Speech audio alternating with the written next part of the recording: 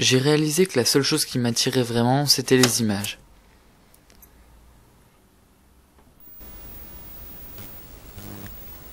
L'homme, depuis qu'il le peut, laisse des images derrière lui, des souvenirs qui vivront, alors que lui sera déjà mort. C'est pour ça que j'aime le cinéma. Tout ce qu'on peut avoir besoin de savoir est dans un film, il suffit de savoir chercher. Et puis entre nous, à quoi bon sortir? Avec le cinéma, tout est à portée de main.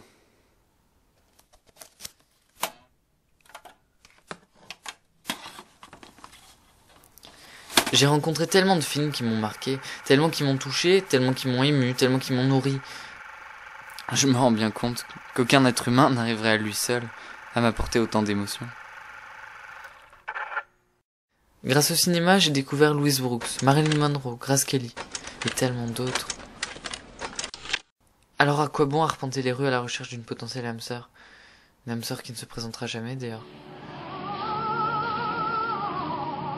Parce que j'étais heureux dans mon monde, loin de toutes les préoccupations. Cela ne pouvait pas durer.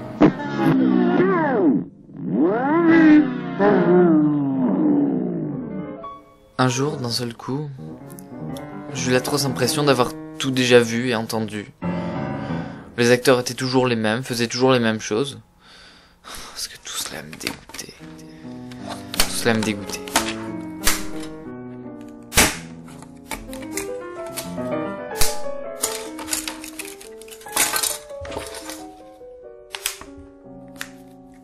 J'avais comme l'horrible impression de réaliser que le cinéma n'était pas tout.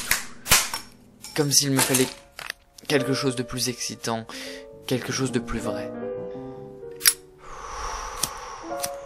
Je dois trouver une solution. Mais c'est ça. Dans le fond, mon problème, c'est juste que le cinéma des autres ne m'intéresse plus. Mais qu'est-ce qui m'empêche de faire mes propres films ? Je la tiens, ma solution. Je vais enfin connaître quelque chose de bien plus excitant. Enfin, j'aurai le droit de créer ce que je désire voir.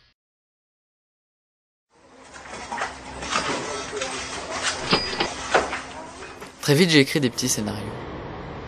Je mettais en scène des gens que je croisais dans les rues.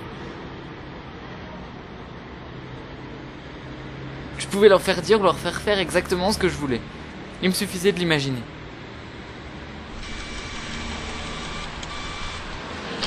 Cette fille, par exemple. J'ai longtemps imaginé qu'elle gardait un terrible secret, et qu'épuisée, elle s'arrêtait dans cette rue pour chercher quelqu'un à qui le confier. C'est absolument génial. Je fais ce que je veux des gens, ils appartiennent à mes films. Seulement ça ne marche jamais comme j'en ai envie. Pourquoi regarde-t-elle dans ma direction? Elle fiche tout en l'air, mon histoire ne tient plus. Tous ces gens ne sont même pas capables de se prêter au jeu et de participer plus de 5 minutes à mon histoire.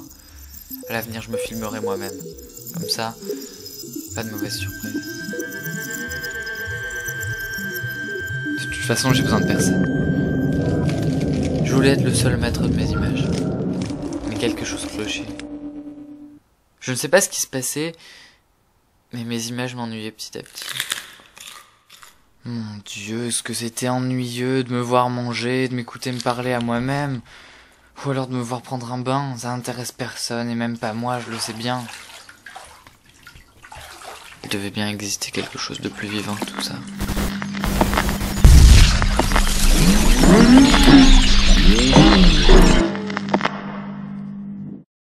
Un matin, j'ai eu l'impression que ma tête bouillonnait.